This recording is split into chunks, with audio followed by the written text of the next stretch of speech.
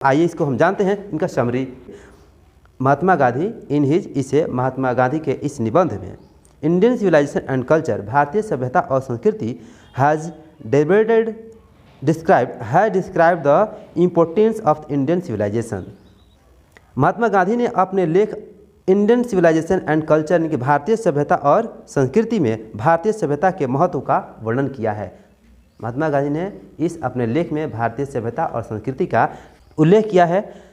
The sound foundation of Indian civilisation has successfully withstood the passage of time. भारतीय सभ्यता की दृढ़ आधारशिला समय से संघर्ष करते हुए आगे की ओर अग्रसर हुई है। दृढ़ संकल्पित होते हुए वो क्या हुई है, अपने सभ्यता और संस्कृति है जो आगे की ओर अग्रसित हुई है। आगे कहते हैं Gandhi ji, the western civilisation which has the tendency to the privilege materiality cannot match the Indian civilization that elevates has the moral beings। यानी इस बात को यह बताते हैं कि भारतीय सभ्यता की दृढ़ आधारशिला समय से संघर्ष करते हुए आगे की ओर अग्रसर हुई है।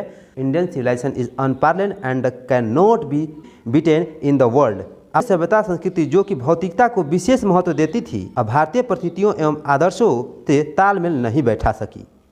द सीड सोन और अनसेस्टर यानी कि जो हमारे पूर्वजों द्वारा जो हमारे बीज जो बोई गई है were deep rooted and had developed miraculously in a big tree with many of its the branches spread over the heart of the Indian Rome Greek and many other centers of the ancient civilization were the diminished or no longer exist in their the formed glory. Japan has become Western and China has also shifted from its past culture and civilization, points out to men the path of the duty and performance of duty and observance of the morality and exchangeable। इस बात को आगे बता रहे हैं कि भारतीय सभ्यता अद्वितीय है, उसे विश्व में पराजित नहीं किया जा सकता है। हमारे पूर्वजों द्वारा जिस बीज को रोपण किया गया था उसकी जड़ें अत्यंत गहरी थी तथा कालांतर में चमत्कारिक रूप में एक बड़े वृक्ष के रूप में विकसित हुआ तथा इसकी अनेक शाखाएं भारत के हृदय स्थल पर फैल गई। प्राचीन सभ्यता के रोम तथा अनेक अन्य केंद्र या दो दुर्लभ हो गए अथवा अपने प्राचीन गौरव को अक्षुण्ण नहीं रख सके। जापान ने पाश्चात्य सभ्यता को अंगीकार कर लिया। जापान ने पाश्चात्य सभ्यता को क्या कर लिया, अंगीकार कर लिया। चीन भी अपनी प्राचीन संस्कृति के भटक गया तथा त्याग दिया। यानी वो बात कहते हैं कि it is charge against India that her peoples are the uncivilized and they do not adopt any change. It is a charge really against our merit in the midst of such allegations India remains firm and immovable, and that is her glory. Mind is a restless bird is but a fact।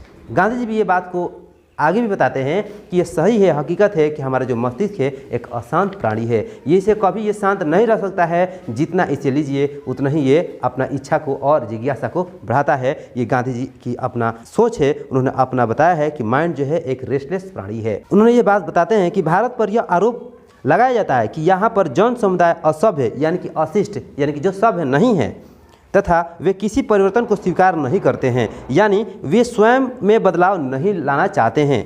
वस्तुतः यह आरोप हमारी प्रतिभा के विरुद्ध लगाया गया है। हमारे जो प्रतिभा है, हमारे अंदर अशांत अनेक प्रतिभाएं छिपी है, ये जो हमारे विरुद्ध लगाया गया है। इन आरोपों के बावजूद भारत अटल तथा दृढ़ बना हुआ है। यही इसका गौरव तथा प्रताप है। यह एक तथ्य है कि मस्तिष्क एक अशांत पक्षी है, जितना अधिक उसे दिया जाता है उतना ही अधिक वह चाहता है। यानी the more its gets the more its wants and still remains unsatisfied.